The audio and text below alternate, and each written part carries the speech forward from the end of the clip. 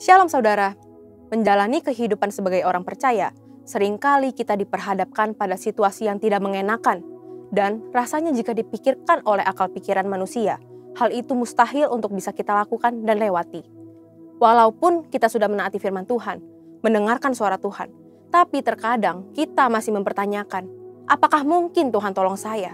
Saya sudah taat, tapi kok saya belum melihat jawaban Tuhan? Pada Voice of Pentecost kali ini, kita akan belajar mengenai ketaatan di tengah kemustahilan. Kita akan belajar dari dua tokoh Alkitab yang diperhadapkan pada situasi yang sulit, kemudian mereka mendengar perintah Tuhan yang tidak masuk akal. Namun, mereka tetap taat akan suara Tuhan dan justru mereka mengalami kemenangan demi kemenangan. Yang pertama ialah Ishak. Dalam Kejadian 26 ayat 1-6, pada saat itu Ishak menghadapi bencana kelaparan di negerinya. Awalnya, Ishak berencana untuk mengikuti Abraham ayahnya untuk mengungsi ke Mesir. Tetapi, Tuhan menampakkan diri dan berfirman pada Ishak untuk tidak pergi dan tetap berdiam di negeri yang Tuhan suruh. Lalu, apa yang Ishak lakukan? Ishak memilih untuk taat akan suara Tuhan. Walaupun secara logika manusia, Ishak memikirkan, bagaimana mungkin bisa survive dengan tetap tinggal di negeri yang sedang dilanda bencana kelaparan? Bagaimana caranya Ishak dan keluarganya bisa bertahan hidup? Tetapi, karena Ishak menaati suara Tuhan, Tuhan menyertai dan memberkati Ishak. Bahkan dikatakan Ishak menjadi kaya, bahkan kian lama kian kaya, sehingga ia menjadi sangat kaya. Yang kedua, kita lihat Paulus. Dalam Kisah Para Rasul 16, tercatat 2 kali Tuhan mengalihkan pelayanan Paulus dan rekan-rekannya. Paulus bermaksud untuk memberitakan Injil ke daerah-daerah baru sesuai dengan panggilannya, yaitu kepada bangsa-bangsa non-Yahudi. Kok Tuhan menghalangi orang yang mau memberitakan Injil ya? Tentu tidak. Tuhan tidak menghalangi orang yang mau memberitakan Injil. Tuhan memiliki rencana lain yang lebih baik bagi Paulus dan rekan-rekannya. Melalui penglihatan seorang Makedonia, Tuhan menuntun Paulus untuk mengabarkan Injil ke daerah-daerah Makedonia. Paulus mengikuti tuntunan Tuhan itu, lalu bersama rekan-rekannya, Paulus mendirikan gereja-gereja di daerah Makedonia. Ishak dan Paulus mempunyai pilihan untuk tidak menaati suara Tuhan karena sepertinya tuntunan Tuhan itu tidak masuk akal. Namun, mereka memilih untuk tetap taat mendengar suara Tuhan walaupun mereka tidak mengerti apa yang Tuhan sedang rencanakan bagi mereka. Begitu pula dengan setiap kita. Terkadang dalam kondisi sulit, Tuhan menuntun kita untuk melakukan hal-hal yang justru tidak masuk akal. Kita pun diperhadapkan pada pilihan untuk tetap taat mendengar suara Tuhan atau tidak. Bagaimana supaya kita bisa mendengar dan taat mengikuti suara Tuhan? Ada 3 hal yang dapat kita lakukan. Pertama, intim dengan Tuhan. Dalam Mazmur 25 ayat 14 dituliskan, Tuhan bergaul karib dengan orang yang takut akan Dia, dan perjanjiannya diberitahukannya kepada mereka. Untuk dapat bergaul dengan seseorang saja, kita harus sering bertemu dan berkomunikasi dengannya, bukan? Demikian juga jika kita ingin bergaul dengan Tuhan. Kita harus meluangkan waktu, memelihara hubungan dan komunikasi dengan Tuhan setiap hari. Dengan itulah kita bisa lebih mengenal dan menaati suara Tuhan. Kedua, pertajam kepekaan rohani kita. Sebagai orang percaya, inilah tanggung jawab kita untuk melatih pendengaran kita dalam mendengarkan suara Tuhan. Melalui doa, pujian, penyembahan, dan merenungkan firman itu siang dan malam, kita melatih kepekaan rohani kita. Dan yang terakhir, kita harus memikul salib. Barang siapa tidak memikul salibnya dan mengikut aku, ia tidak layak bagiku. Memikul salib berarti kita harus taat kepada suara Tuhan, sekalipun sulit. Tentu tidak mudah, maka dari itu diperlukan penguasaan diri dan dibutuhkan buah roh dalam kehidupan kita. Ketika kita taat untuk memikul salib, ketaatan itulah mendatangkan berkat, sebab Tuhan membalas setiap orang sesuai dengan perbuatannya. Memikul salib juga berarti memperkuat dan memperkokoh iman kita kepada Tuhan. Apalagi ketika kita diperhadapkan pada situasi yang mustahil. Tahukah saudara, apabila kita mendengar dan menaati suara Tuhan, maka berkat-berkat ini akan mendatangi kita. Berkat keberhasilan dan keberuntungan, tertulis dalam Ulangan 28 ayat 1-2. Berkat kekuatan dan perlindungan, tertulis dalam Matius 7 ayat 24-25. Dan keselamatan kekal, tertulis dalam Yohanes 10 ayat 27-28. Jadi saudara, untuk bisa taat di tengah kemustahilan, kita harus pahami dan percayai bahwa Tuhan memberikan rancangan terbaik bagi kita, yaitu rancangan damai sejahtera dan bukan rancangan kecelakaan untuk memberikan hari depan yang penuh dengan harapan. Walaupun perintah Tuhan tidak selalu mengenakan, kita harus yakin dan percaya bahwa Tuhan merancangkan yang terbaik bagi setiap kita. Pada akhirnya, semua akan mendatangkan kebaikan bagi kita yang mengasihi Tuhan Yesus. Yuk belajar percaya dan taat. Haleluya! Untuk penjelasan lebih lengkap dari tim teologi kami, silakan buka link yang ada di atas atau scan QR Code yang tersedia. Tuhan Yesus memberkati.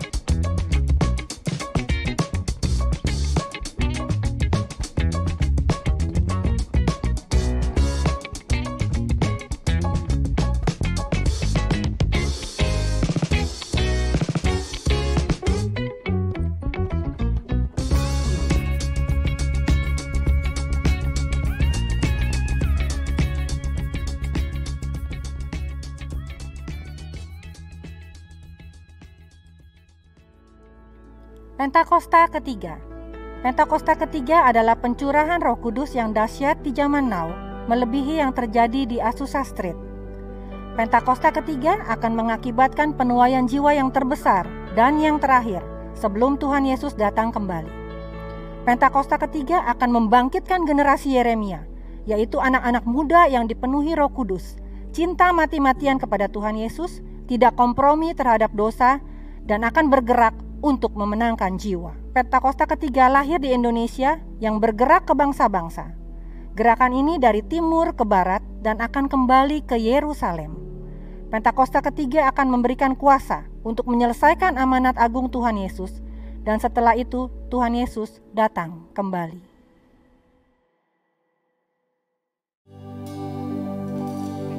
Shalom semuanya. Apa kabar semuanya? Tentunya baik ya.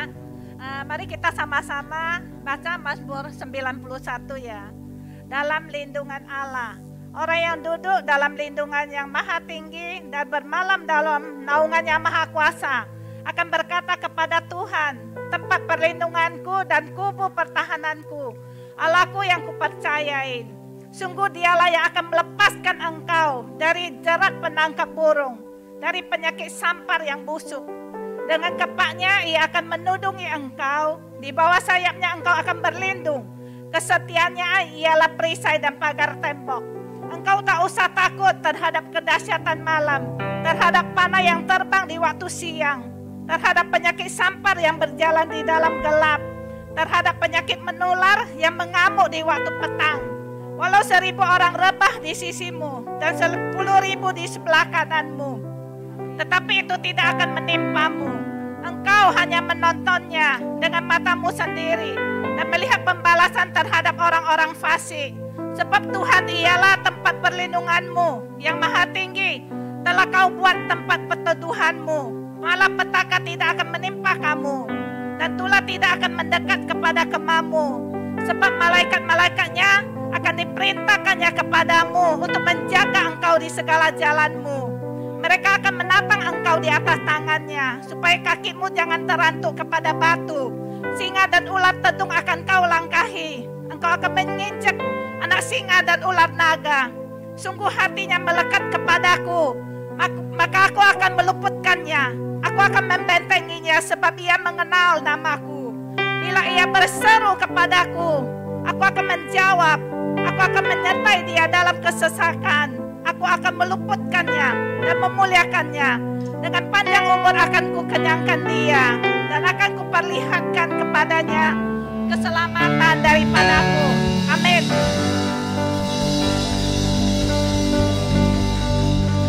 Ya, shalom semua. Shalom. Shalom semua. Shalom. Oke, siapa di sini yang siap untuk kita mau beribadah sama-sama? Saya bisa lambaikan tangannya. Lambaikan tangan, kita udah siap ya. Nah, sebelum kita mau ibadah bareng-bareng, kita mau doa dulu yuk semuanya. Kita mau satukan hati kita mau berdoa. Tuhan, terima kasih ya Bapak kalau Engkau telah kumpulkan kami bersama-sama di tempat ini ya Tuhan. Tuhan, sebelum kami masuk lebih dalam lagi dalam ibadah kami ya Tuhan, Tuhan kami minta ampun atas setiap dosa pelanggaran setiap kami. Tuhan, biar Engkau sucikan kuduskan tubuh jiwa roh kami, hati pikiran pendengar penglihatan setiap kami. Engkau yang ampuni kami, Engkau yang layakkan kami ya Tuhan, untuk kami mau sama-sama datang ke hadapan-Mu pagi hari ini. Biar sungguh Tuhan, nanti saat kami pulang, kami sungguh gak sama lagi sama seperti saat kami datang, tapi kami bisa merasakan hadirat-Mu, kami bisa merasakan kasih-Mu ya Tuhan hadir di tengah-tengah setiap kami. Kami bisa merasakan kekuatan yang baru, sukacita yang baru ya Tuhan, lebih lagi daripada Engkau. Tuhan, kami juga berdoa untuk setiap teman-teman kami yang belum sampai ke tempat ini, biar Engkau yang juga jaga lindungi mereka, tibakan mereka juga untuk kumpul bersama-sama dengan kami, merayakan kebaikan-Mu bersama-sama di tempat ini ya Tuhan. Tuhan, biar sungguh Engkau yang terima setiap pujian penyembahan yang kami akan naikkan, biarlah semuanya bisa kedapatan menjadi dupa yang harum di hadapan-Mu. Biar pagi hari Tuhan, Engkau yang berbicara kepada setiap kami, pribadi lepas pribadi ya Tuhan, Engkau yang sampaikan apa yang menjadi isi hati-Mu, apa yang mau Engkau sampaikan pada setiap kami ya Tuhan. Biar Engkau yang bukakan setiap telinga kami, hati kami, pikiran kami Tuhan, biar kami bisa sungguh-sungguh mengerti ya Tuhan, mendapatkan ya Tuhan message yang mau Engkau sampaikan kepada setiap kami hari ini. Terima kasih Tuhan Yesus, kami siap untuk merayakan kebaikan-Mu, kami siap untuk bersuka cita bersama-sama, menari, memuji, menyembah Engkau ya Tuhan. Terima kasih Tuhan Yesus, yang dalam nama Tuhan Yesus kami bersyukur. Haleluya, amin. Oke, kita cek suaranya lagi, tapi mungkin sekarang sambil bangkit berdiri dulu kan ya. Yuk sama-sama kita mau bangkit berdiri. Ya, kita cek lagi suaranya ya. Shalom semuanya. Shalom. Oh, kayaknya masih kurang siap ya. Coba mungkin bisa di gitu-gitu dulu. Oke ya, sekarang udah siap suaranya, siap ya. Kita mau sama-sama kasih yang terbaik, nggak cuma untuk ini tuh kayak pemanasan untuk nanti pas kita mau menyanyi, memuji tuh bisa suaranya tuh langsung keluar. Jadi ini persiapan ya. Kita cek ya. Shalom semuanya. Shalom. Di sini kita sama-sama bersuka cita, amin. Amin. Amin. Amin. Sama-sama yang bersuka cita boleh lambaikan tangannya. Dan saya bersyukur Tuhan atas setiap kebaikan-Mu Tuhan, atas setiap hidup kami. Mari kita masuk ke gerbangnya Tuhan. Hanya bersyukur dengan penuh pujian, Mau bersuka di hadapan-Mu Tuhan. di hadiratnya, nyanyi besarkan agung namanya, di tiap-tiap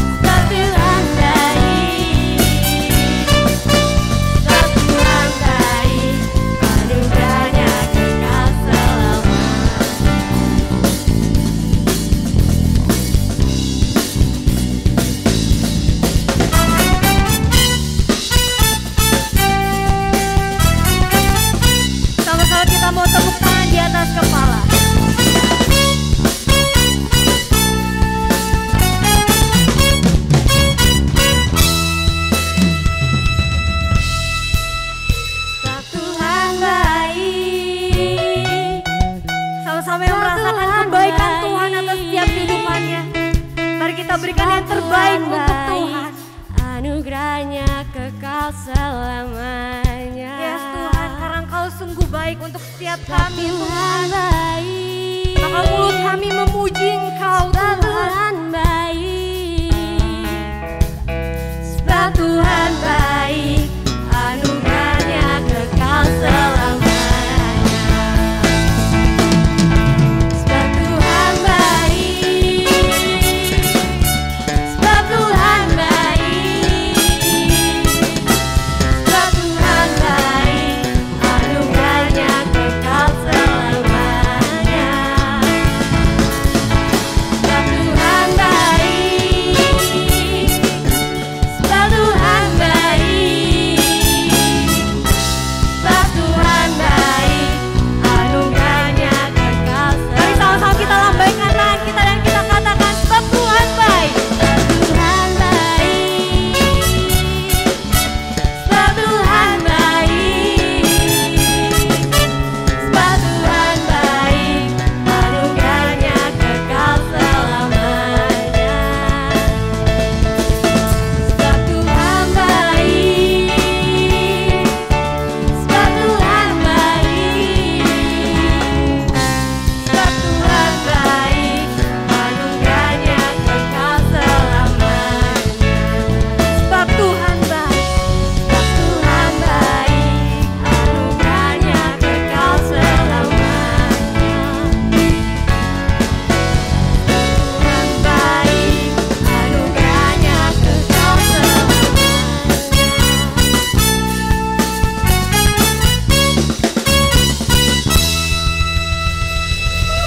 Haleluya, haleluya.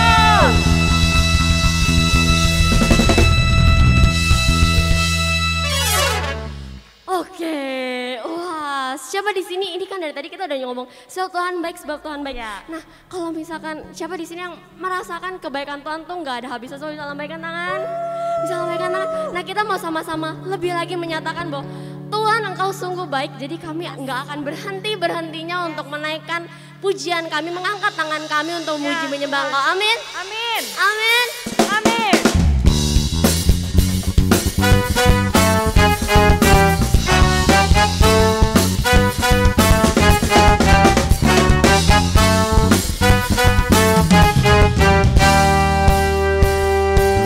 Mari semua yang katakan Allah turut bekerja dalam segala perkara untuk mendatangkan apa? Kebaikan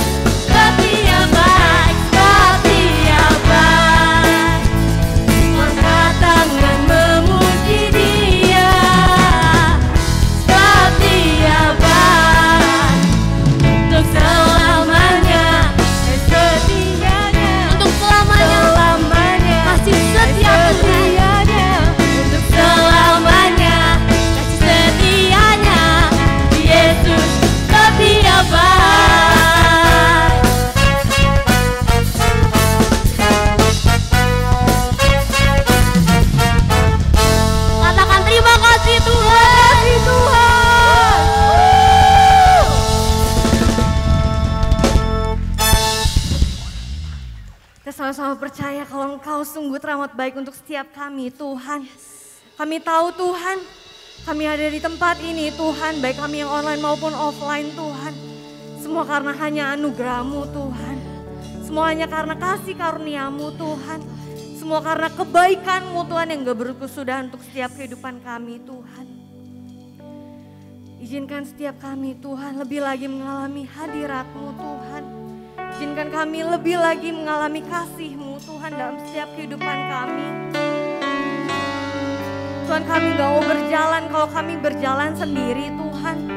Tuhan, kami mau berjalan asalkan Engkau berjalan bersama dengan kami Tuhan.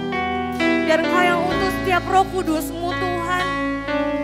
Untuk temenin setiap kami Tuhan. Untuk pimpin setiap langkah-langkah kami Tuhan. Karena kami gak bisa tanpa-Mu Tuhan. Tuhan, karena kami gak bisa tanpa-Mu Tuhan.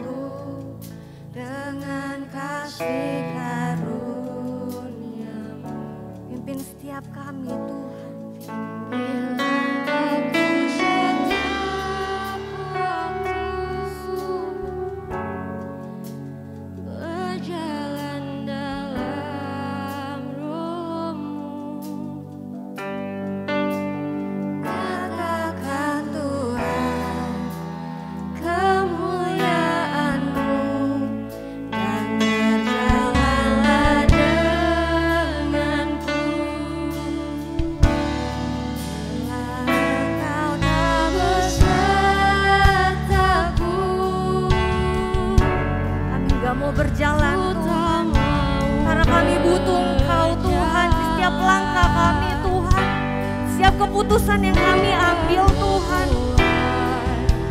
pimpin langkahku dengan kasih karunia-Mu. Pimpin langkahku setiap waktu, berjalan dalam Roh-Mu. Nyatakan Tuhan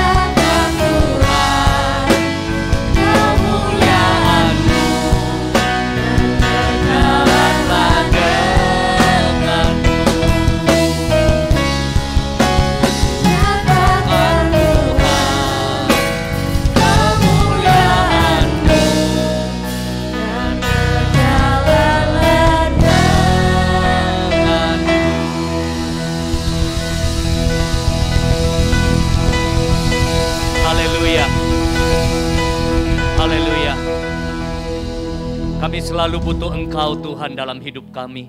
Kami minta pimpinan-Mu Roh Kudus dalam setiap langkah kehidupan kami. Karena kami percaya di luar Kristus kami gak bisa buat apa-apa. Kami mau belajar mengandalkan Tuhan di setiap waktu. Aku berdoa urapi hamba dan setiap jemaat yang hadir. Untuk kami diperlengkapi, dikuatkan, dihibur, dituntun oleh kebenaran firman Tuhan pada pagi hari ini. Semua yang siap diberkati oleh firman Tuhan, bisa katakan sama-sama di dalam nama Tuhan Yesus. Amin. Sekali lagi tepuk tangan yang terbaik buat Tuhan kita. Silakan duduk semuanya. Shalom, selamat pagi, apa kabar? Luar biasa tentunya karena Tuhan kita luar biasa. Senang sekali saya Haryanto Kandani bisa kembali melayani di tempat ini setelah kita terpisah dengan pandemi. Tapi saya percaya di dalam Tuhan kita ada dalam pemeliharaan Tuhan. Amin. Saya tidak sendiri, saya didampingi sahabat saya, Bapak Edi juga yang menyertai saya di dalam pelayanan. Dan hari ini saya akan sharing mengenai proses. Katakan sama-sama proses. Saudara, kenapa kita perlu memahami tentang proses? Karena hidup ini seringkali manusia lebih senang dengan namanya hasil. Profit, cuan, result, outcome. Kita lebih senang dengan namanya pencapaian atau keberhasilan. Padahal kita perlu pahami bahwa setiap hasil yang diperoleh itu sangat dipengaruhi oleh suatu proses. Nah, makanya hari ini saya mau ajak kita sama-sama memahami bahwa untuk menghasilkan suatu produk atau jasa yang berkualitas itu biasanya lalui proses. Meraih pencapaian sukses di bisnis dan karir butuh proses. Mengembangkan kualitas karakter yang baik dan dewasa butuh proses. Membangun keluarga yang harmonis dan bahagia butuh. Mengalami pertumbuhan rohani butuh. Memiliki pelayanan yang luas dan berdampak butuh proses. Dan mau bertumbuh dan melayani di gereja ini juga tentu harus lalui proses. Jadi saudara kalau tahu bahwa hidup ini hal-hal yang hebat, hal-hal yang besar butuh proses. Maka kita perlu belajar mempercayai proses dan menikmati proses serta mencintai proses dalam hidup ini. Karena manusia ingin hasil yang instan. Tapi Tuhan ingin menghasilkan intan dalam kehidupan kita. Amin saudara. Dan sesuatu yang instan lebih murah biasanya. Makanan instan, ya coba bandingkan dengan makanan yang digodok 2 malam gitu ya. Nah steak yang instan murah. Tapi kalau steak yang sudah puluhan hari, ya wine yang biasa dengan wine yang sudah bertahun-tahun itu beda harganya saudara. Bahkan kalau kita lihat cara kerja Tuhan di dunia ini, tatanan dunia ini semua ada prosesnya. Makhluk hidup, tumbuhan, binatang, manusia ada proses. Bahkan ada satu kata yang menarik di dalam proses itu dalam bahasa Yunani kita kenal dengan kata metamorfosis. Ya, sebuah proses dari telur, dari ulat ke pompon sampai menjadi kupu-kupu yang indah. Makanya hari ini kita lihat sama-sama di layar sebagai awal. Mari kita belajar trust and enjoy the process. Karena hari ini saya akan membagikan 7 hal penting yang perlu kita ketahui mengenai proses. Saudara, ada 7 hal yang saudara perlu pahami bagaimana kita melalui proses dalam kehidupan. Berapa banyak dari saudara siap belajar? Katakan amin. Yang pertama adalah proses dalam hidup selalu memiliki purpose. Artinya Tuhan punya tujuan dalam setiap proses kehidupan kita. Dan Tuhan mau membentuk dan menyempurnakan hidup saya dan saudara hari demi hari. Mari kita lihat di dalam Roma 8 ayat 29. Saudara bisa baca di layar ya, dikatakan bahwa semua orang yang dipilihnya dari semula, mereka juga ditentukannya dari semula untuk menjadi serupa dengan gambaran anaknya. Artinya saya dan saudara, Tuhan mau membuat hidup saya dan saudara makin indah, makin menyatakan kemuliaan Tuhan, makin menyatakan rupa Kristus dalam keseharian kita. Dan pelayanan serta senioritas di gereja tidak bisa menggantikan yang namanya pembentukan Tuhan. Orang punya jabatan di gereja tidak membuat dia otomatis menjadi dewasa rohani. Saudara aktif di gereja, pelayanan banyak di gereja, belum tentu membuat saudara punya kualitas yang luar biasa. Karena ada yang namanya proses pembentukan Tuhan dalam hidup kita. Justru lebih gawat lagi kalau orang punya posisi tapi belum melalui proses pembentukan Tuhan. Nah ini yang biasanya menjadi troublemaker. Ya, di organisasi, di gereja, ya, bahkan kita dihebohkan dengan kasus di Indonesia bagaimana dengan posisi tinggi, ya, bisa menjadi dampak yang buruk sekali buat sebuah perbuatan yang keji seperti itu. Walaupun punya jabatan, itu bukan jaminan seseorang punya kualitas, saudara. Nah, Roma 9 ayat 20 berkata, siapakah kamu, hai manusia? Maka kamu membantah Allah. Dapatkah yang dibentuk berkata kepada yang membentuknya, mengapakah engkau membentuk aku demikian? Saudara di sini lihat bahwa ternyata Tuhan mau membentuk hidup saya dan saudara. Jadi ketika saudara lalui proses kehidupan, kita harus bisa lihat big picture-nya. Bahwa endingnya kalau saya lalui proses ini, ada kemuliaan Tuhan dinyatakan. Asal kita laluinya dengan respon yang benar. Tuhan mau keluarkan yang terbaik, the best version dari diri kita. Dan kemuliaannya makin nyata. Saya buka satu ayat lagi di 2 Korintus 3 ayat 18, sebelum kita bahas lebih lanjut. Dan kita semua mencerminkan kemuliaan Tuhan dengan muka yang tidak terselubung, ya berselubung. Dan karena kemuliaan itu datangnya dari Tuhan yang adalah roh, maka kita diubah menjadi serupa dengan gambarnya dalam kemuliaan yang semakin besar. Inilah kata yang biasa kita dengar, dari satu kemuliaan kepada kemuliaan berikutnya. From glory to glory. Inilah yang akan terjadi dalam hidup kita ketika kita ikut Tuhan. Dan kita melalui proses hari demi hari. Harusnya hidup kita tambah maju, bertumbuh, makin baik karakternya. Dan makin menjadi berkat bagi banyak orang. Amin saudara. Nah, yang pertama kita belajar purpose dalam proses. Yang kedua ada people. Selalu proses dalam hidup berhubungan dengan orang lain. Jadi butuh orang lain ya yang membantu kita atau terlibat dalam proses kehidupan kita. Untuk proses selalu terjadi dengan melibatkan orang lain. Yang Tuhan seringkali tempatkan dalam hidup kita, bahkan orang-orang yang kita jumpai. Dan jangan heran, kadang-kadang bisa berupa orang-orang yang menjengkelkan. Melatih kesabaran kita. Orang-orang yang mungkin tidak sepaham dengan kita. Melatih penerimaan kita, kasih kita kepada dia. Mengasihi tanpa syarat. Dan bisa jadi orang itu ada di gereja. Atau satu di dalam komunitas sel. Atau di sini sebutannya apa? Life. Wah. Light atau life? Life hidup.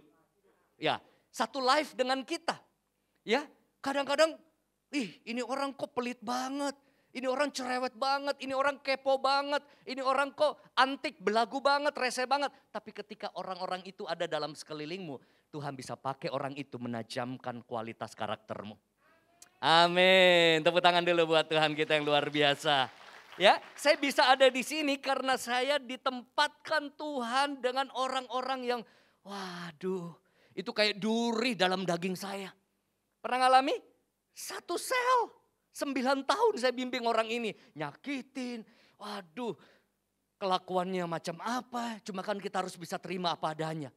Belum lagi ada masa-masa saya numpang di rumah tante saya kurang lebih 5 tahun, proses kehidupan di sana. Kadang-kadang kita bisa dibentuk oleh suami kita sendiri, oleh istri kita, anak kita. Itu melatih semua banyak aspek dalam hidup kita. Saya punya cerita, cici saya di Singapura, ya sudah lama di situ 20 tahun lebih, ya. Dia cerita bahwa dia itu dulu sempat gak suka sama ada satu pasang suami istri di gerejanya. Ya, jadi ya gak diapa-apain sih, dia cuma kayaknya gak nyaman aja sama suami istri ini. Jadi setelah bergumul dia bilang begini, saya mau pindah gereja aja deh. Saya nggak suka satu gereja sama suami istri ini. Dia cerita sama saya kan. Nah jadi dia memutuskan untuk pindah gereja. Yang kagetnya begitu hari pertama atau minggu kedua pindah di gereja yang baru. Dia kaget, dia lihat suami istri itu juga pindah di situ. Dia cerita sama saya bilang mungkin dia juga berdoa. Dia mau meninggalkan gereja itu karena dia gak mau ketemu kamu juga. Tapi Tuhan pertemukan kamu lagi di situ. Artinya apa? Kadang-kadang Tuhan mau jangan menghindari proses, tapi hadapi dan menang. Yes, bisa banget dia bilang dia memutuskan pindah gereja lain, malah orang itu juga pindah di situ. Kebetulan itu juga kaget mungkin, wah ada juga cici saya. Iya kan? Nah saudara, makanya konsep Tuhan kita beda dengan agama lain. Kalau orang dulu mau kudus harus di biara, meditasi di gunung, bertapa seorang diri. Kalau kita berkomunikasi. Ketemu dengan orang-orang beda paham, beda selera, beda cara pandang, beda kelakuan. Bagaimana Tuhan mau melatih kasih sayang kita, panjang sabar kita, penerimaan kita. Amsal 27 ayat 17 mungkin saudara pasti sering dengar. Besi menajamkan besi, orang menajamkan sesamanya. Amin. Dan orang-orang dalam hidup bisa juga berupa gembala yang membimbing kita. Kita butuh. Ada mentor, ada coach, ada apa lagi? Ada sahabat, ada orang tua yang mungkin memberi nasihat, teguran, kritikan, feedback. Itu ternyata bisa membantu kita maju melalui proses. Jadi jangan hindari nasihat. Jangan hindari teguran. Karena kadang-kadang kita punya blind spot. Ya, punya blind spot untuk orang lihat kekurangan kita di mana. Ya, tadi saya di perjalanan aja, rekan saya cerita tentang golf. Pelatih coach golf aja itu 1 jam dibayar mahal. Ya, baru beliau kenal dengan dari Singapura bisa ratusan dolar 1 jam. Padahal apa? Mungkin waktu kita ayungkan swing gini, pelatih bisa lihat, kamu kurangnya di sini. Ini angkat dikit. Nah, itu butuh orang lain, proses kita untuk jadi hebat. Amin. Yang ketiga, problem. Proses seringkali berhubungan dengan problem. Masalah, penderitaan, kesulitan bisa jadi sarana proses dalam hidup kita. Masalah itu bisa berupa penyakit, kehilangan orang yang kita cintai, kondisi ekonomi, keluarga, konflik, tekanan dalam pekerjaan. Diciak orang, sudah diciak caw lagi. Ya, ditipu. Ya, apalagi saudara, bisa bentuknya mungkin kondisi-kondisi sulit. Termasuk COVID ini juga, pandemi ini 2 tahun ini membentuk hidup kita loh. Ya, cara kita bekerja, cara kita melayani, cara kita menjalani kehidupan. Tapi ingat, bukan Tuhan yang mendatangkan musibah itu. Bukan Tuhan yang mencelakakan kita. Tapi Alkitab bilang apa? Allah turut bekerja dalam segala sesuatu. Dalam apa? Segala sesuatu untuk mendatangkan kebaikan. Jadi dari musibah yang kita hadapi, kehilangan, sakit penyakit, kondisi ekonomi, inflasi, Tuhan Allah bisa turut bekerja mendatangkan yang baik. Tepuk tangan buat Tuhan kita. Karena memang kita hidup di dunia yang sudah hancur. Ada penyakit, ada perang, ada apa. Tapi Tuhan Allah masih bisa turut bekerja. Saya bersyukur saya bisa ada di sini karena saya lalui banyak bentuk proses. Saya tahu apa rasanya masalah ekonomi dulu. Saya tahu apa rasanya sakit. Saya tahu apa rasanya ditipu. Saya tahu apa rasanya dihianati. Saya tahu apa rasanya ditinggalkan dan lain sebagainya. Tapi ternyata setelah saya lihat sekarang itu membuat banyak keindahan, kebaikan dalam hidup saya. Bahkan di tengah-tengah pandemi saya melihat berkat Tuhan luar biasa. Awal-awal bingung, ketika bisa jalani, wow, banyak hal-hal yang tidak pernah dilihat mata, tidak pernah timbul di hati, Tuhan bukakan. Nah saudara, makanya di dalam 1 Petrus 1 ayat 6-7 dikatakan, bergembiralah akan hal itu. Sekalipun sekarang ini kamu seketika harus berduka cita oleh berbagai-bagai pencobaan. Ya, jadi buat saudara yang sedang alami banyak cobaan hidup, tantangan, maksud semuanya itu ialah untuk membuktikan kemurnian imanmu yang jauh lebih tinggi nilainya daripada emas yang fana, yang diuji kemurniannya dengan api, sehingga kamu memperoleh puji-pujian dan kemuliaan dan kehormatan pada hari Yesus Kristus menyatakan dirinya. Saudara, apapun yang terjadi dalam hidup kita, kalau kita anak Tuhan, kita harus percaya tidak ada yang kebetulan. Kita dibentuk, ya, ketangguhan, kegigihan, daya tahan, dan kekuatan kita melalui proses. Makanya ada istilah no pressure, no diamond.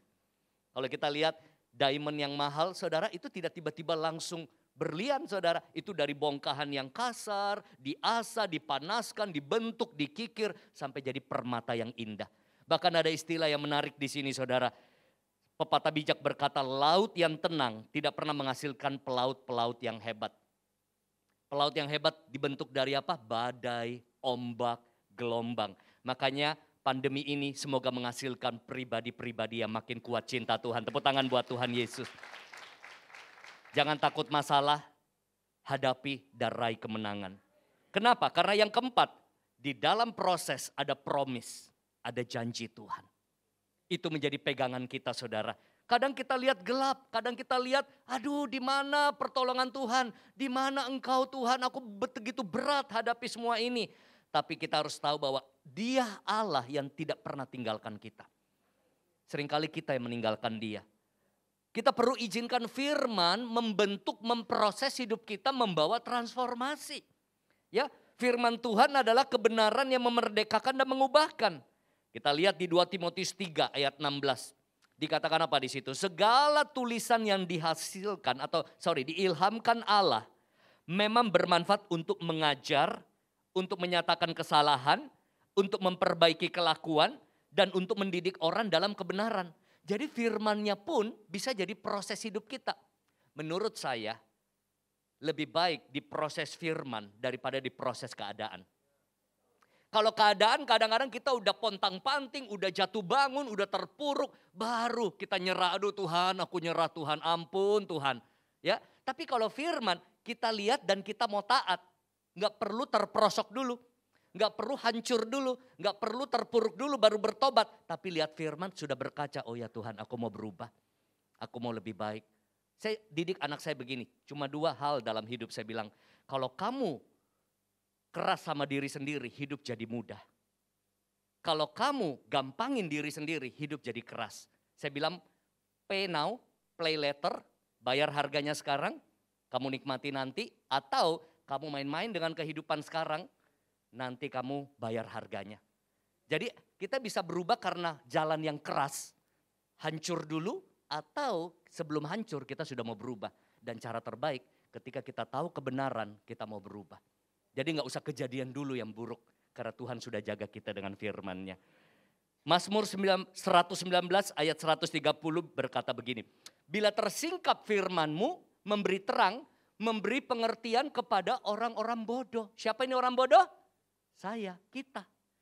Karena kita bodoh, banyak orang bodoh mengambil investasi, banyak orang bodoh dalam membangun hubungan, banyak orang bodoh menjalani rumah tangga, banyak orang bodoh di dalam menjalani kehidupan. Kita butuh firman supaya bijaksana. Wah, banyak kebodohan yang saya buat dulu.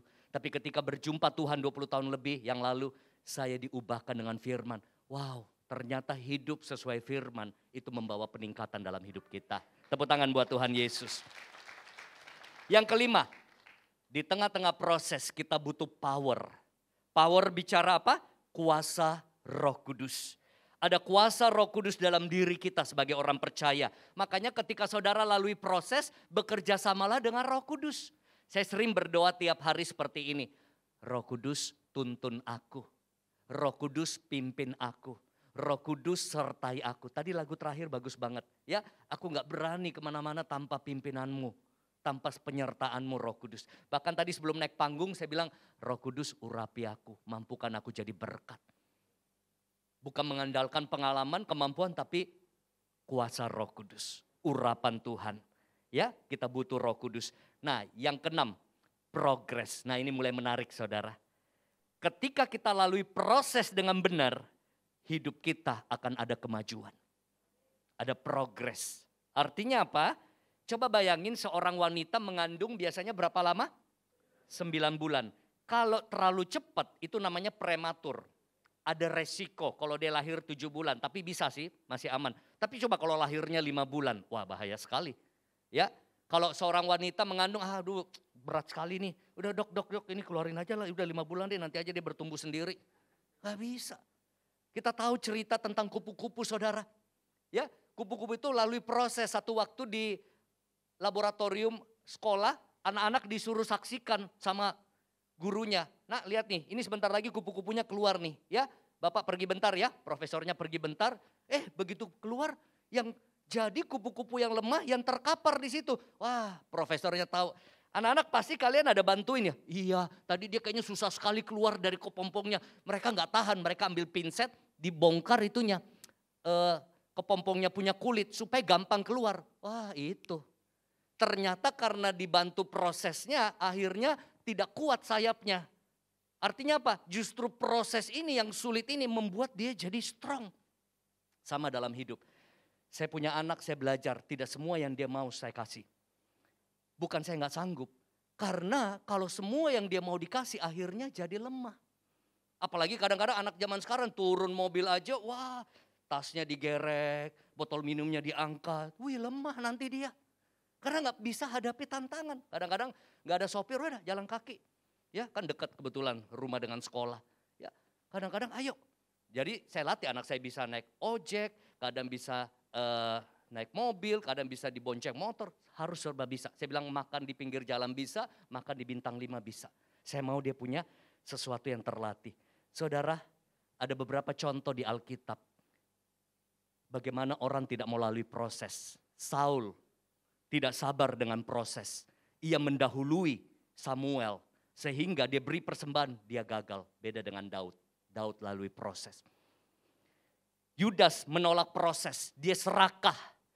Dia jual Yesus. Beda dengan Petrus. Petrus juga lalui kegagalan enggak? Lalui tantangan. Ada banyak salahnya Petrus, tapi dia lalui proses. Dia diangkat Tuhan. Gehazi, muridnya Elisa, tidak mau mengikuti proses. Dia malah mengejar apa yang bukan dia punya, serakah. Kusta Naaman pindah ke dia. Tapi Naaman yang seorang berwibawa, seorang pejabat, seorang hebat, mau lalui proses, disuruh apa, celup-celup di Sungai Yordan. 7 kali lagi. Dia pertama pikir apa ini, memangnya gak ada tempat yang lebih bagus, kenapa celup-celup? Dia lalui proses, dia mengalami yang namanya promosi. Ini bagian terakhir yang saya mau sampaikan. Respon kita sangat menentukan ketika lalui proses. Kalau kita suka bersungut-sungut, kita mengeluh, kita menyalahkan keadaan dan Tuhan, seringkali proses itu jadi makin panjang. Belajar punya respon yang benar, sehingga kita bisa melalui proses yang membawa kita menghasilkan progres. Dan akhirnya apa saudara? Kita lihat yang terakhir, ya, promosi. Katakan sama-sama promosi. Ketika kita lalui proses yang tepat, kita mengalami progres dan ujung-ujungnya Tuhan angkat hidup kita. Amin saudara.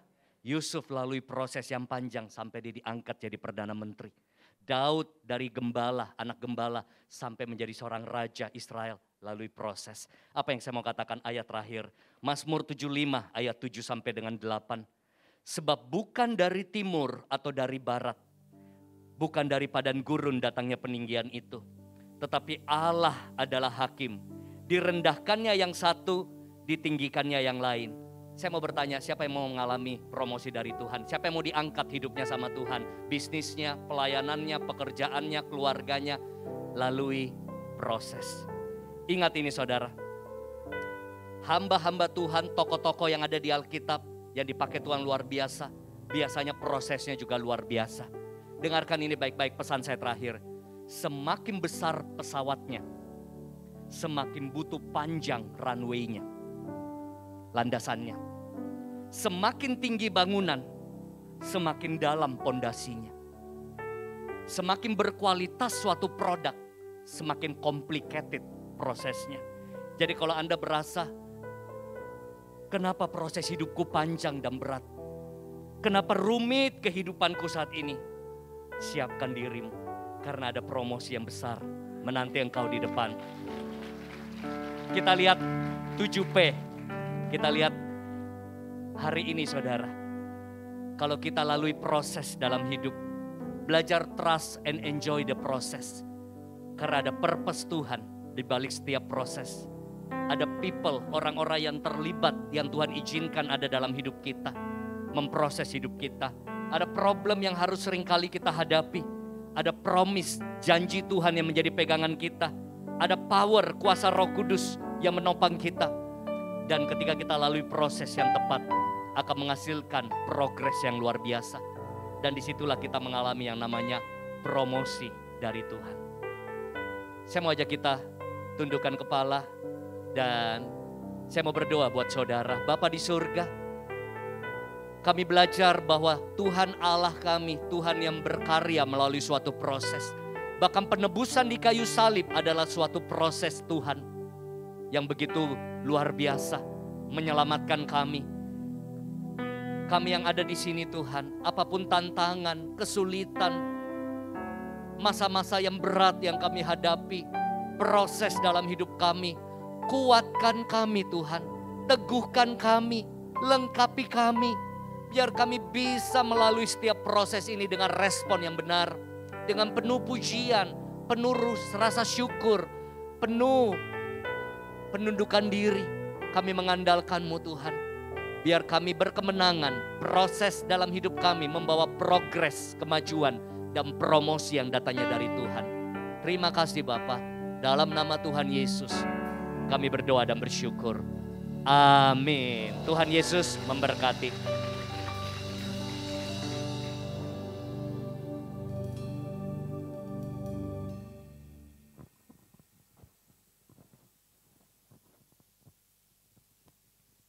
Oke, shalom Bapak Ibu Saudara, kita diberkati oleh firman Tuhan, amin. Colek kiri kanannya. Ayo masuk dalam proses. Ya, siapa yang mau promosi? Mesti ada proses, amin. Mari kita bangkit berdiri, kita akan memberikan yang terbaik bagi pekerjaan Tuhan.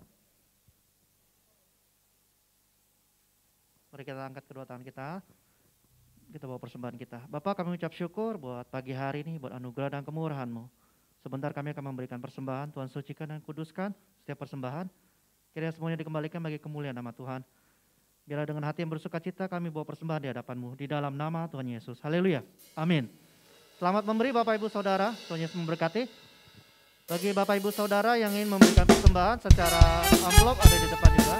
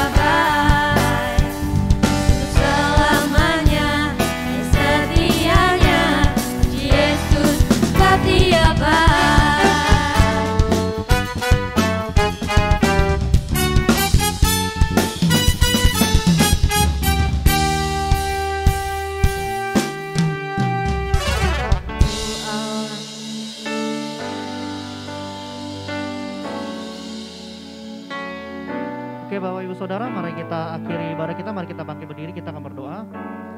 Bagi Bapak Ibu Saudara yang ingin memberikan persembahan dalam bentuk amplop, kami memberikan kesempatan ada kotak persembahan di counter depan.